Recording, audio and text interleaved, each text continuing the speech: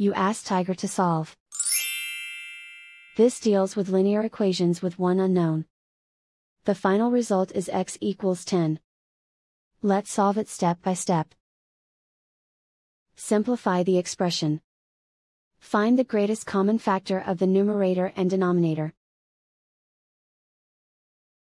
Factor out and cancel the greatest common factor.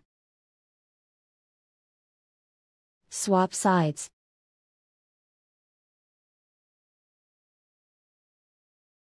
Isolate the x.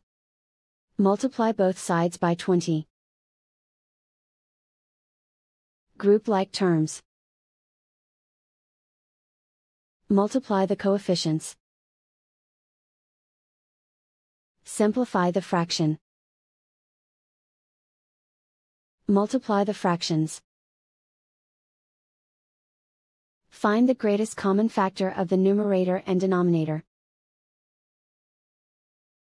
Factor out and cancel the greatest common factor. And so the final result is x equals 10.